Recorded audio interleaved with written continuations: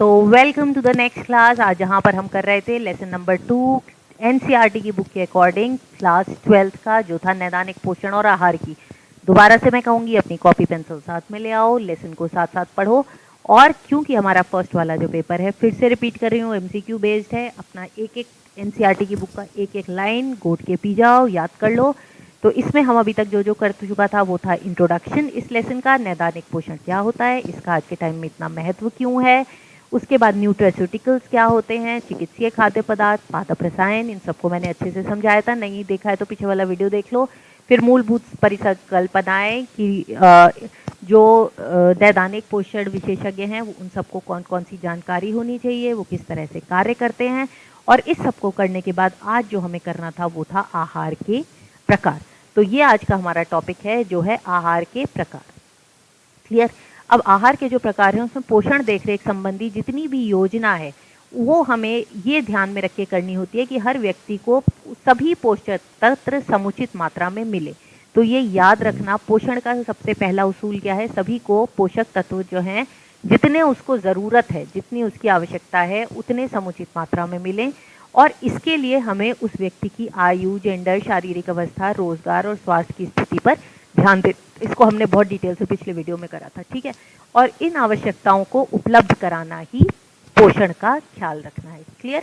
तो क्या है ये, सभी व्यक्तियों की जो पोषण आवश्यकताएं हैं उन्हें समुचित मात्रा में उनकी आयु, जेंडर और शारीरिक स्वास्थ्य, रोजगार के अनुसार मिलना चाहिए। अब इसको करने के लिए हमारे पास दो चीजें होती हैं, आहार से ही तो होगा ये पूरा। पहला है नियमित आहार और दूसरा है संशोधित आहार। अब नियमित आहार क्या होता है, सबसे पहले हम नियमित आहार देखते हैं। नियमित आहार वो होता है जिसमें सभी प्रकार के भोजन सम्मिलित होते हैं। तो नियमित आहार वो जो हम लोग रोज खाते हैं, इसमें सभी प्रकार के भोजन सम्मिलित होते हैं और स्वस्थ व्यक्तियों की सारी आवश्यकताओं को ये भोजन पूरा करता है। ये होता है ना नियमित भोजन। अब हम आते हैं संशोधित भोजन पर। संशोधित भोजन वो होता है जो किसी की चिकित्सीय आवश्यकताओं को पूरा करता है, ठीक है। तो यहाँ पर क्या था, स्वस्थ व्यक्ति की आवश्यकताओं को पूरा कर रहा था पौष्टिक, और यहाँ पर चिकित्सीय आवश्यकताओं को पूरा करता है और इसी के लिए समायोजित किया जाता है। जैसे कि अस्पताल में आप देखो वसा युक्त और मीठे खाने कम आते हैं। अब संशोधित खाद्य आहार का एक एग्जाम्पल ले लो। मान लो किसी को उच्च रक्तचाप है, आपको उसे नमक कम देना है, तो हम कम नमक की सब्जी बनाकर उसकी सब्जी निकाल लेंगे और बाकी लोगों के लिए सब्जी में हम बाद में नमक डाल देंगे। इसी तरह से हम चीनी का कर सकते हैं, इसी तरह से हम वसा का कर सकते हैं। तो ये हो गया हमारा आहार में संशोधन, जो कि उसकी चिकित्सीय आवश्यकताओं को पूरा करने के लिए था, ठीक है। अब ये जो हमारा संशोधन है आहार का या परिवर्तन है, ये हम 4 तरीकों से कर सकते हैं। यहाँ पर बेटा बार बार मैं कह रही हूँ, एमसीक्यूज के हिसाब से ध्यान में रखो। अगर आहार के प्रकार पूछा जाएगा कि ये पोषक आवश्यकताएं कैसे पूरी होती है, क्या होता है ये, तो आप बताओगे ज़रूरतों को पूरा करना। ये 2 तरह का है, नियमित और संशोधित। नियमित और संशोधित में क्या फ़र्क है, नियमित स्वस्थ व्यक्तियों का है और संशोधित चिकित्सीय आवश्यकताओं को पूरा करने के लिए। और ये 4 तरह का है। इस पे 1 मार्कर बहुत चांसेस हैं कि आ सकता है, ठीक है। तो अच्छे से याद कर लो इसे। सबसे पहला है क्रमबद्धता एवं बनावट। क्रमबद्धता एवं बनावट का मतलब है जैसे आहार तरल हो गया या नरम हो गया, इसको हम अभी डिटेल्स में भी करेंगे। दूसरा है ऊर्जा के अंतर्ग्रहण में कमी या फिर वृद्धि, यह हमारा दूसरा हो गया। इसमें क्या है, अगर कोई व्यक्ति मोटा है, पतला है, तो उस हिसाब से अगर कोई मोटा है तो वो क्या चाहेगा कि मोटापा कम हो तो ऊर्जा कम लेगा, अगर कोई पतला है तो वो ज़्यादा लेगा, अगर कोई स्पोर्ट्स पर्सन है, मजदूर है, तो उनको हमें ऊर्जा ज़्यादा देनी पड़ेगी। तीसरा है एक या अधिक पोषक तत्वों की मात्रा कम करना या फिर ज़्यादा करना, ये हमारे पास तीसरा ऑप्शन आ गया। अब इसका मतलब क्या है कि अलग अलग बीमारियों के हिसाब से हमें खाना देना है। जैसे अगर किसी की सर्जरी हुई है तो हम उसे कोशिश करते हैं कि वो ज़्यादा प्रोटीन ले ताकि उसकी रिपेयर जल्दी हो सके। प्रोटीन का काम है शरीर में तंतु बनाना। लेकिन अगर उसकी किडनी खराब है तो हम उसे कम प्रोटीन देते हैं, क्योंकि किडनी का कार्य है प्रोटीन को पचाकर यूरिया को बाहर निकालना। लेकिन अगर किडनी खराब है, प्रोटीन ज़्यादा लोगे तो किडनी पे और ज़्यादा जोर पड़ेगा। वैसे ही रेशा, अगर किसी को दस्त है तो हम उसे रेशा बिल्कुल नहीं देंगे, और अगर किसी को कब्ज है तो हम उसे रेशा ज़्यादा देंगे। वसा कम करना, किसी को मधुमेह है, दिल का रोग है, तो हम वसा कम करेंगे। सोडियम, उच्च रक्तचाप है तो हम सोडियम की मात्रा कम करेंगे। तरल भोजन हमें अगर कोई व्यक्ति ज़्यादा ले रहा है तो उसे कम करना या बढ़ाना। इस तरह से हम चिकित्सीय कंडीशन के अकॉर्डिंग उसके आहार में परिवर्तन करते हैं। और इससे जो अपोषीय आहार अवयव हैं, मतलब जो पोषण नहीं दे रहे हैं, हमारे खाने में कई बार उनकी मात्रा अलग ज़्यादा हो जाती है। इनको हम कम करते हैं। जैसे गुर्दे में अगर पथरी है या एलर्जी है तो कई सारे खाद्य पदार्थ ऐसे हैं जिनको हम शामिल करते हैं जो शरीर को फायदा पहुंचाएंगे, और कई खाद्य पदार्थ ऐसे हैं जो नुकसान देते हैं, उन्हें हम हटा देंगे। और चौथा जो हमारा तरीका है आहार को परिवर्तित करने का, वो है आप भोजन की संख्या में परिवर्तन करना। आप कई बार डॉक्टर के पास जाते हो, है ना, और जब भी डॉक्टर के पास जाते हो ये पूछते हो कि मैं क्या खाऊं और कैसे खाऊंगी, तो डॉक्टर क्या कहेगा? कई बार वो कहता है इसे बस खिचड़ी देना, कई बार वो कहता है ऐसा करो एक बार में ज़्यादा खाना नहीं खा पाएगा, इसे क्या करोगे, दिन में 3 से 4 बार देना। अगर आपको बहुत लूज मोशंस है, डायरिया है, तो वो कहेगा इन्हें हर 2 घंटे पे आधा आधा ग्लास करके ORS का घोल देना। तो यह है भोजन की संख्या में परिवर्तन करना। क्लियर? तो ये 4 तरीके हमारे पास कौन से हैं? सबसे पहला है क्रमबद्धता, मतलब भोजन की बनावट तरल है कि नरम है, फिर है ऊर्जा की मात्रा को बढ़ाना या घटाना, फिर है पोषक तत्व बढ़ाना या घटाना, या भोजन की संख्या में परिवर्तन करना। और इसका वही है जो हम डॉक्टर से जाके कहते हैं ना, जब भी मम्मी पूछती हैं आपको निकलते पे क्या खाना दूं, क्या खाना दूं, यही कार्य है नैदानिक पोषण विशेषज्ञ का। ठीक है, तो भोजन में परिवर्तन। अब हम आते हैं अगले टॉपिक पर जो है तरलता में परिवर्तन, और ये भी आपका बहुत ज़्यादा इंपॉर्टेंट टॉपिक है। तरलता में परिवर्तन, ये 4 पॉइंट्स जो हैं ये तो आपको समझ में आ गए ना, ये MCQs में भी आ सकते हैं। अब तरलता में परिवर्तन के लिए भी हमारे पास 2-3 तरह हैं, इनको मैं अलग अलग कलर से कर देती हूँ। पहला है हमारा तरलता में परिवर्तन, इसके लिए है सबसे पहले हमारे पास तरल आहार, और दूसरा हमारे पास जो है वो है नरम आहार। इनका तो आपको नाम से ही समझ में आ रहा होगा तरल आहार और नरम आहार क्या होते हैं, है ना। तो तरल आहार वो है जो कमरे के ताप पर द्रव अवस्था में होता है, जो हमारे नॉर्मल टेम्परेचर पर, अपने घर के टेम्परेचर पर जो भी भोजन द्रव मतलब लिक्विड कंडीशन में होता है उसे हम कहते हैं तरल आहार। ठीक है, तो ये हो गया तरल आहार। ये पूर्ण रूप से तरल आहार भी हम इसको कहते हैं। पूर्ण रूप से तरल आहार हम इसे इसलिए कहते हैं क्योंकि इसमें कोई भी फाइबर नहीं होना चाहिए। तो आपसे कई बार एक 1 मार्कर पूछा जा सकता है कि ये ऐसा कौन सा पोषक तत्व है जो कि तरल आहार में नहीं होता, तो आप बताओगे कि ये फाइबर है। ठीक है, और ये किस किस व्यक्ति को दिया जाता है तरल आहार? ये उसको दिया जाता है जिसके जठरांत्र या फिर गैस्ट्रोइंटेस्टाइनल ट्रैक में दिक्कत हो, या फिर कोई ऐसा जना जिसको पोस्ट ऑपरेटिव रोगी हो जिसका ऑपरेशन हुआ। तो इसमें सबसे इंपॉर्टेंट कौन कौन से पॉइंट बनते हैं कि इसमें फाइबर बिल्कुल नहीं होता। तो अगर आप कह रहे हो ना सूप, तो सूप भी इसमें बिल्कुल पतला वाला सूप होगा, गाढ़ा वाला सूप इसमें नहीं होगा। और ये उनको दिया जाता है जो कि सामान्य रूप से चबा और निगल नहीं सकते। तो ये सारे 1 मार्कर्स हैं जो मैंने अंडरलाइन करे हैं, इनको एक एक पॉइंट बनाकर अपने फिल इन द ब्लैंक्स में या अपने आप मल्टी MCQs बना लो। जो पोस्ट ऑपरेटिव हैं या जिनको गैस्ट्रोइंटेस्टाइनल विकार है, जैसे कि अल्सर हो गया, इसके एग्जाम्पल्स क्या है? नारियल पानी, फलों का रस, सूप, दूध, छाछ, मिल्क शेक, ये सारे इसके एग्जाम्पल्स हैं। ठीक है, अब हम आते हैं नरम आहार पर। नरम आहार जो है क्या होता है कि ये नरम होता है लेकिन ठोस होता है। तो ये नरम या फिर ठोस भोज्य पदार्थ होते हैं इसमें। अब ये जो नरम और ठोस भोज्य पदार्थ हैं ये, रुक जाओ, ये जो है हल्के से पकाए जाते हैं ताकि ये पचाने में जो है आसान हो जाए। और इनमें जो है अधिक रेशेदार और गैस बनाने वाले खाद्य पदार्थ इसमें भी नहीं होने चाहिए। तो इसमें तो बिल्कुल ही नहीं होने चाहिए, तरल में बिल्कुल फाइबर नहीं होना चाहिए, लेकिन नरम में कम मात्रा में होने चाहिए, और इनको चबाना और पचाना जो है वो आसान होता है। ठीक है, नरम आहार के भोजन में कौन कौन से एग्जाम्पल्स हैं ये आपको बिल्कुल पता होगा। खिचड़ी, दलिया, आपने बहुत बार ये खाया भी होगा और बनाया भी होगा। ठीक है, और ध्यान रखो बेटा, ये आपका एक प्रैक्टिकल भी है जो मैं आपको अभी बताऊंगी, वो आपको करना भी है। और इसमें जो है ये कब देते हैं हम? पेट में अगर कोई खराबी है, अपचन है, उबकाई आ रही है, उल्टी आ रही है, या आपके पेट में दर्द है, ऐसे में हम यही खाना देते हैं।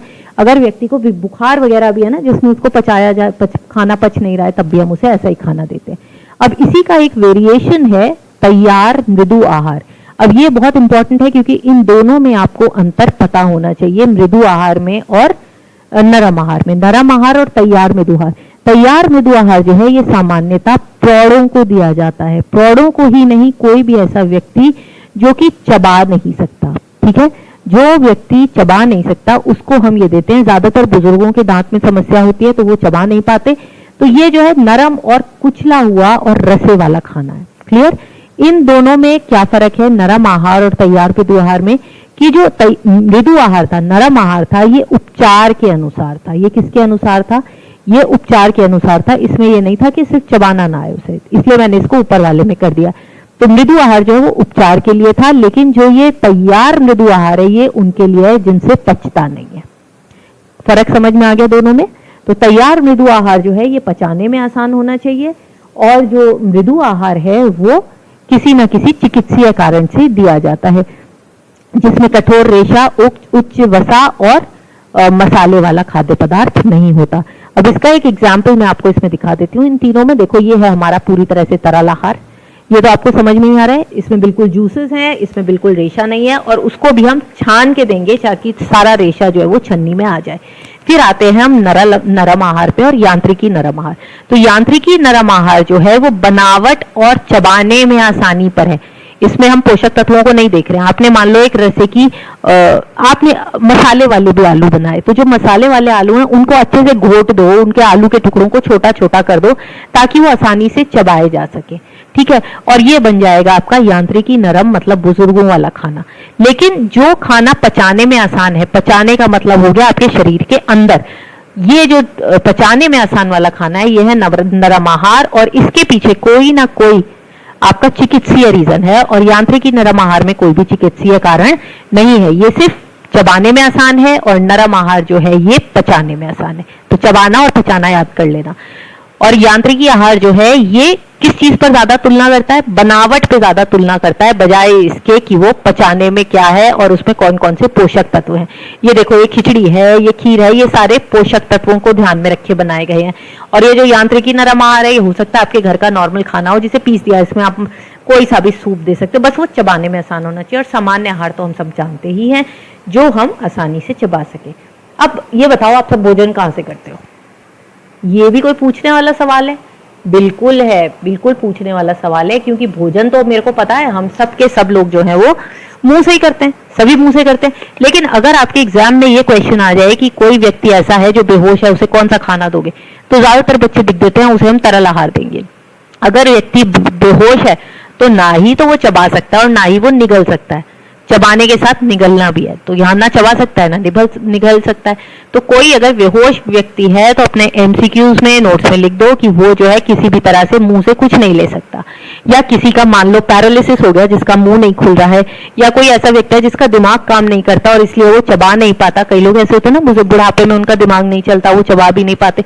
तो ऐसे लोगों को खाना देने के लिए हमारे पास दो रास्ते बचते हैं। पहला है नली के द्वारा भोजन देना, ठीक है, इसको भी मैं अलग कलर से कर देती हूँ, नली के द्वारा भोजन देना, और दूसरा है अंतःशिरा से भोजन देना। दोनों पॉइंट समझ में आ गए? पहला है नली के द्वारा भोजन देना और दूसरा है अंतःशिरा से भोजन देना। नली के द्वारा जो भोजन दिया जाता है ये पोषण की दृष्टि से संपूर्ण होता है। तो ये नली के द्वारा जो भोजन दिया जाता है ये पोषण की दृष्टि से संपूर्ण होता है, क्योंकि हम इसमें अलग अलग तरह का भोजन दे सकते हैं उसे। अब ये कैसे देते हैं ये मैं आपको ही बताऊंगी। और अंतःशिरा के संदर्भ में नली वाला भोजन ज्यादा पसंद किया जाता है अगर आपके डाइजेस्टिव सिस्टम में समस्या नहीं है, और अगर व्यक्ति सब कुछ पचा सकता है।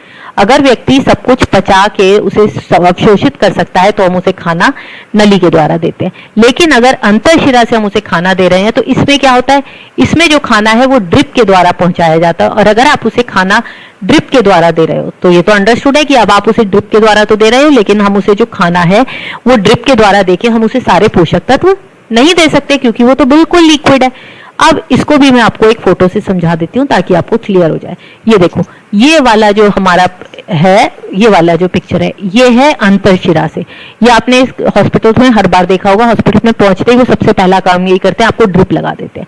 तो ये ऊपर ड्रिप लगी होती है और फिर आपके हाथ में ये जो नली है इसके थ्रू आपकी जो नसें हैं उसमें खाना पहुंचा दिया जाता है। अब ये जो ड्रिप है इसको नर्स ऑपरेट करती है और आपकी नली में खाना चला जाता है। अब ये जो खाना जाता है ये कैसे काम करेगा, कैसे क्या करेगा, ये तो बिल्कुल लिक्विड है। और ज्यादा दिन अगर आप दोगे तो क्या होगा, इसके हाथ में दर्द हो जाएगा, हाथ में जाना बंद हो जाएगा, हाथ सूज जाता है, ये सब समस्या आपने देखी है। तो ये सिर्फ तब हो पाता है अंतःशिरा वाला जब बहुत कम समय के लिए आपको उसे पोषण देना और व्यक्ति नहीं चबा सकता। बाकी समय हम क्या करते हैं, हम बाकी समय ये वाला भोजन देने की कोशिश करते हैं। अब इसमें क्या है कि ये जो भोजन है इसको हम नली के द्वारा देते हैं। अब जब हम ये भोजन नली के द्वारा दे रहे हैं तो ये देखो ये नली लगी हुई है, इस नली में आप खाना डाल दो। यहाँ से जब आप इसमें खाना डालोगे तो इस ट्यूब के द्वारा ये खाना सीधे, हम ये ट्यूब सीधे उसके पेट तक ले जाते हैं। तो उसकी समस्या कहाँ पर थी, उसके मुंह में थी ना कि वो चबा और निगल नहीं पा रहा है, पचा तो वो पा रहा है, पेट तो उसका काम कर रहा है, सिर्फ मुंह और चबाना नहीं कर रहा है। तो ये हमने सीधे नली डाल दी जो उसके पेट में आई, और खाना जो हमने यहाँ से डाला ये डायरेक्ट उसके पेट में आ गया। ये देखो, तो हम जो भी खाना अपने घर में पका रहे हैं पर उसमें मसाले वसाले ना डालो, उसे जो है मिक्सी में पीसो और मिक्सी में पीस के इसे इस ट्यूब में डाल दो, और ये ट्यूब सीधे उसके पेट में जाएगी और पेट इसे पचा लेगा। ये मुंह से भी दे सकते हैं, हम सीधे पेट में भी दे सकते हैं। ये देखो, पेट में हमने जो है एक ट्यूब इंसर्ट कर दिया नाभि के थ्रू, और ये जो है सीधे उसके पेट में जाएगी जो भी खाना। ये व्यक्ति खुद भी करा सकता है, अगर कोई व्यक्ति जानता है कि वो चबा नहीं सकता, कोई ऐसी प्रॉब्लम है, तो वो इसमें अपना खाना डालेगा और ये सीधे उसके पेट में चला जाएगा। तो ये ज्यादा पौष्टिक भी है, और जो व्यक्ति बहुत लंबी बीमारी से ग्रस्त हैं, जो बहुत लंबे समय तक चलेगा, तो वो नली द्वारा खाना खाते हैं। ओके, अब हम अगले टॉपिक पे आते हैं, चिरकालिक रोगों की रोकथाम। आजकल हमने पहले भी डिस्कस किया था, चिरकालिक रोग जो है वो बहुत बढ़ रहे हैं, क्योंकि हमारा जो स्वास्थ्य है, आहार और पोषण के बीच में जो बैलेंस है वो बहुत बिगड़ गया है। हम क्या करते हैं आजकल, हम बहुत ज्यादा परिष्कृत खाद्य पदार्थ खाते हैं। हमारा जो कार्य करने की जो क्षमता थी, जो हम मेहनत पहले करते थे, वो हमारा कम होता जा रहा है, और बहुत सारे ऐसे खाद्य पदार्थ है जिनमें वसा और शर्करा की मात्रा ज्यादा है। रेशे की मात्रा हमारी कम होती जा रही है, विटामिन और खनिज की जो मात्रा है वो भी हमारी कम होती जा रही है। मांसाहारी में जो है खाने में एनिमल प्रोटीन बढ़ता जा रहा है, और इस वसा और शर्करा का नतीजा क्या हो रहा है कि हमारे यहाँ बहुत सारे चिरकालिक रोग होते जा रहे हैं, जैसे मोटापा, कोलन का कैंसर, मधुमेह, ये सारी बीमारियां होती जा रही है। मधुमेह के लिए तो मैंने बताया था, हमारा देश जो है वो मधुमेह की राजधानी तक कहा जाने लगा है। तो ये चिरकालिक रोग क्या होते हैं? चिरकालिक रोग होते हैं जो बहुत लंबे समय तक चलते हैं। जैसे किसी को मधुमेह हो जाए, वो बीच में ठीक तो नहीं होता, वो तो जिंदगी भर चलता है। थायराइड हो जाए, थायराइड भी कभी ठीक नहीं होता। तो ये सब जो है चिरकालिक रोग होते हैं, और इसका रीजन भी यही है कि हम शर्करा और वसा की मात्रा बढ़ाते जा रहे हैं, रेशा खाने की मात्रा हम कम करते जा रहे हैं, और सिर्फ रेशे की मात्रा कम ही नहीं करते जा रहे हैं, हम सोडियम की मात्रा भी बढ़ाते जा रहे हैं। सोडियम मतलब नमक। बाजार में आप जितनी भी चीजें खरीदते हो, जो प्रोसेस चीजों की मैं बात करूं, बिस्किट हो गया, नमकीन हो गया, फ्रेंच फ्राइज हो गए, बर्गर्स हो गए, ये सारे परिष्कृत या प्रोसेस्ड फूड्स हैं, इन सब में सोडियम की मात्रा ज्यादा होती है और पोटेशियम की मात्रा कम होती है। और हमने पोटेशियम वाले फल, सब्जी, अनाज इनको कम कर दिया और सोडियम की मात्रा बढ़ा दी। अब कैल्शियम की मात्रा में भी बदलाव आ गया, और इससे हाई ब्लड प्रेशर की प्रॉब्लम भी आ गई। तो नैदानिक पोषण विशेषज्ञ जो हैं वो समाज में ऐसी बीमारियों को और इस लाइफस्टाइल को रोकने की कोशिश करते हैं, और ऐसे भोज्य पदार्थ लाते हैं, भोज्य पदार्थों में ऐसा परिवर्तन करते हैं जिससे कि ये प्रॉब्लम्स ना आए। अब ये छोटी सी स्टडी हुई थी, छोटी तो नहीं कहूंगी, अच्छी खासी बड़ी है। पहली वाली स्टडी में 20,000 लोगों पर हुई थी, जिसमें उन्होंने ये देखा कि जो पुरुष जो है एक बार मछली खाते हैं, उनको हृदय रोग से मरने की संभावना बहुत कम हो जाती है, आधे से भी कम, 52% से भी ज्यादा कम हो जाती है उनमें। क्यों? क्योंकि मछली में ओमेगा वसा अम्ल है, मतलब ओमेगा 3 फैटी एसिड है। अब ये जो मछली में ओमेगा 3 फैटी एसिड है, ओमेगा 3 फैटी एसिड हो गया जो हमने पीछे पढ़ा था पादप रसायन, जो हमारे शरीर को रसायन फायदा देते हैं, और ये मछली के बनी चीजों में है, तो जो हम बनाएंगे वो होगा न्यूट्रास्यूटिकल्स। क्लियर हो गया? और ये जो है हृदय रोग को बचाते हैं। फिर जो है 42,000 महिलाओं पर देखा कि जो महिलाएं फल, सब्जियां और पूरा अनाज ज्यादा खाती हैं और वसा और दूध के बने पदार्थ जो हैं ये कम खाती हैं, मांस मछली कम खाती हैं, वो ज्यादा लंबे समय तक जीवित रहती हैं। तो इसका क्या मतलब है? रोग जो हैं, रोग उत्पन्न करने में भी आहार की भूमिका है और रोगों की रोकथाम करने में भी आहार की भूमिका है, और ये आजकल लोग बहुत आसानी से समझ गए हैं, और इसीलिए आजकल खाने पर इतना जोर दिया जाता है। मम्मी भी दे रही हैं, मैं भी दे रही हूँ, अच्छा खाना खाओ, घर का खाना खाओ, पौष्टिक खाना खाओ, ठीक है। नमक की मात्रा, शर्करा की मात्रा, वसा की मात्रा, प्रोसेस्ड फूड्स, ये जो आप सारा जंक फूड खा रहे हो, बाजार के बिस्किट, चिप्स, ब्रेड्स, इनको कम करो और पौष्टिक खाना खाओ। Okay, see you in the next class, जहां पर हम इसकी जीविका की तैयारी की बात करेंगे। और तब तक के लिए पढ़ते रहो, अपने नोट्स बनाते रहो, ठीक है। Bye bye.